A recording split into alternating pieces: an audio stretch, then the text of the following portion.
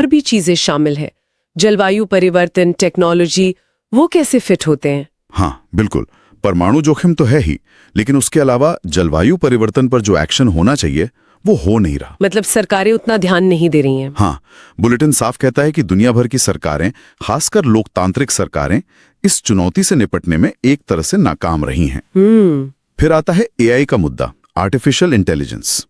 इसका जिस तेजी से विकास हो रहा है, हाँ वो तो है, खासकर ऑटोनोमस वेपन्स, यानी ऐसे हथियार जो खुद फैसले ले सकें बिना इंसान के कंट्रोल के, ये एक बड़ी चिंता है। और एआई का इस्तेमाल गलत सूचना फैलाने में, मतलब दुष्प्रचार में, ये भी एक बड़ा खतरा है। हाँ, ये डिसइंफॉर्मेशन वाला एंगल तो बहुत खतरनाक है। बिल्कुल।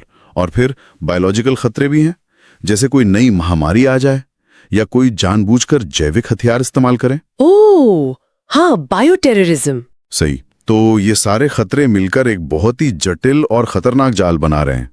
तो मतलब ये अलग अलग खतरे नहीं हैं, बल्कि ये एक दूसरे से जुड़े हुए हैं, एक दूसरे को शायद और बढ़ा रहे हैं। आपने बिल्कुल सही पॉइंट पकड़ा। यही बात इसे और ज्यादा गंभीर बनाती है। ये सब इंटरकनेक्टेड है।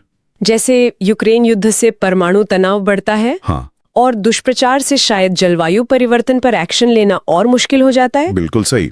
और ये जो दुष्प्रचार है और जो हमारे लोकतांत्रिक संस्थान कमजोर हो रहे हैं, ये हमारी इन सारे खतरों से निपटने की कलेक्टिव क्षमता को और कमजोर कर देते हैं।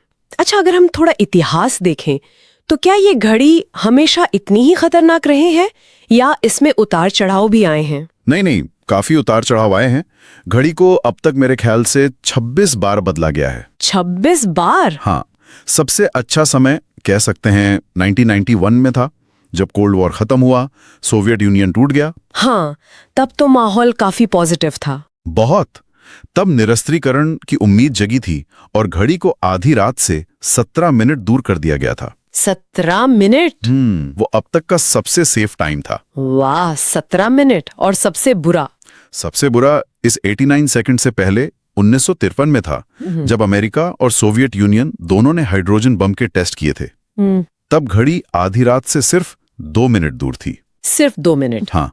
और हाल के सालों का ट्रेंड देखिए, 2020 में 100 सेकंड, 2023 में 90 सेकंड और अब 2025 में 89 सेकंड। तो ये लगातार करीबी आती जा रही है। हाँ, ये दिखाता है कि खतरे कम नहीं हुए, बल्कि समय के साथ बढ़े हैं और बदले भी हैं। लेकिन एक सवाल मन में आता है, क्या सभी लोग मानते हैं कि ये घड़ी सही तस्वीर दिखाती है, या इसकी सेटिंग को लेकर कोई बहस, कोई क्रिटिसिज्म भी है? हाँ, बिल्कुल है। इस पर काफी बहस होती है। कुछ आलोचक हैं जो मानते हैं कि ये घड़ी खतरों को कुछ ज्यादा ही बढ़ा चढ़ा कर